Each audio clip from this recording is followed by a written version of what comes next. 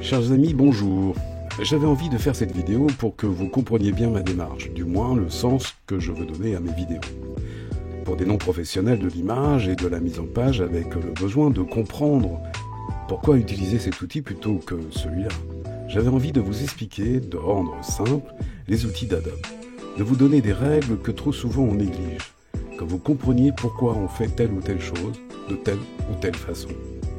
Sur InDesign, curieusement, il y a moins d'adeptes. Pourquoi ? Parce que je suis sûr que parmi vous qui regardez mes vidéos sur Photoshop, vous souhaitez faire de la mise en page, soit directement sur Photoshop. Je vais le démontrer sur une de mes vidéos, voilà celle-là, que ce n'était pas une bonne idée.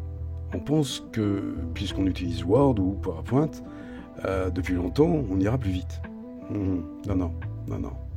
Dommage, vous passez à côté de multiples possibilités de création, simples mais efficaces, grâce aux objets de formes différentes que vous déplacez sur une page, dans des formats différents, A4, A3 ou A5, comme un Pulse.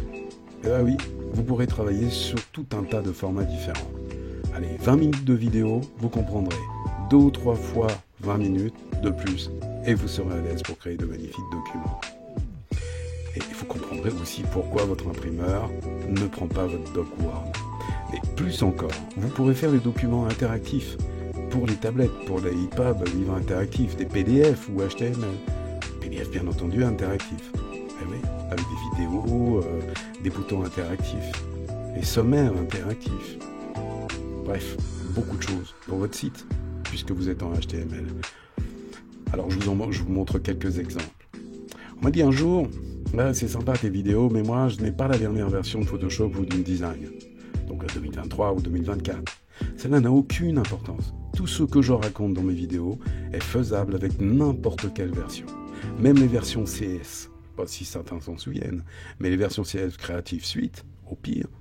De toute façon, je le mentionne si c'est pas possible. J'intègre le fait que vous n'avez pas la dernière version du logiciel. Tout dépend de votre activité, mais une version CS est bien souvent largement suffisante, croyez-moi. Il vaut mieux faire sur InDesign CS que sur un PowerPoint ou un Word. Moi, je l'utilise encore sur mon vieux Mac 27 pouces. Bon, pas si vieux que ça en même temps.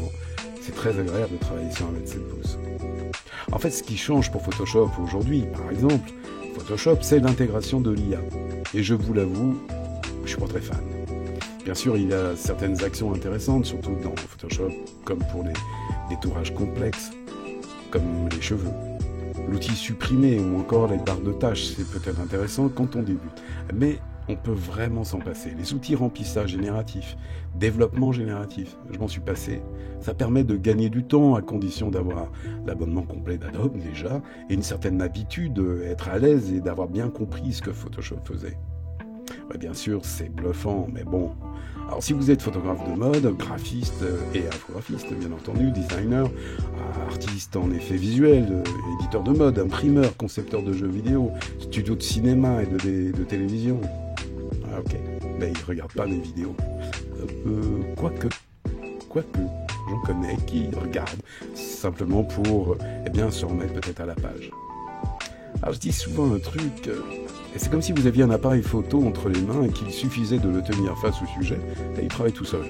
Vous devenez un trépied sur 2 pattes. Bizarre d'ailleurs. C'est de vous cette photo non, mais je cadre quand même, vous êtes sûr ? C'est un choix, ou vous êtes acteur et créateur, ou vous laissez l'IA faire. Personnellement, j'ai fait mon choix. Vous savez, j'aime faire des photos. Je cadre, je joue avec l'exposition, la profondeur de champ, je me laisse surprendre par la lumière. J'aime avoir le sentiment que je crée une image qui réjouira ceux qui prendront le temps de la regarder. D'ailleurs, je profite de cette parenthèse sur la photo pour vous parler d'un ami photographe, Eric Missler. Cherchez, vous verrez, c'est quelqu'un qui est finalement connu. Ça fait partie de ces personnages de l'ombre qui font de belles choses. Il vient de sortir un deuxième livre, sportif, sur la rencontre entre le sport au féminin et le regard d'un photographe. Le livre sportif est une collection de portraits en noir et blanc de femmes pratiquant un sport représentées aux Jeux Olympiques et Paralympiques de Paris, en 2024 bien entendu. c'est émouvant et fort. Le précédent est sorti en 2019, Paris-Buenos Aires. Paris-Buenos Aires, 2 villes, 2 histoires vues à travers l'œil d'un photographe. Je vous mets le lien, allez jeter un coup d'œil, vous comprendrez ce que je veux vous dire. Photoshop, c'est le prolongement de votre appareil photo. C'est le labo numérique.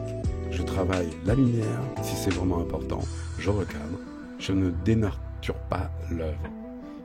Sauf bien sûr, quand on est infographiste, c'est que l'on crée un nouveau visuel à partir de plusieurs photos et quand on doit remettre la bonne résolution ou qu'on a besoin de changer la définition pour intégrer dans une mise en page. Tout ça, vous l'avez peut-être bien compris. Voilà, je voulais vous dire tout ça et voilà, je souhaite que vous en tiriez quelques conclusions et que par le fait, ne négligez pas InDesign. Allez jeter un coup d'œil, croyez-moi, vous ne serez pas déçus. Si vous avez la volonté de regarder d'un peu plus mes vidéos, et vous comprendrez que faire des mises en page sur InDesign, c'est quand même drôlement bien. Voilà, c'est tout ce que je voulais vous dire. Bon d'accord, c'est un laïus, faites-en ce que vous voulez, et j'espère que je vous retrouverai sur mes vidéos conventionnelles. À bientôt, merci de m'avoir écouté.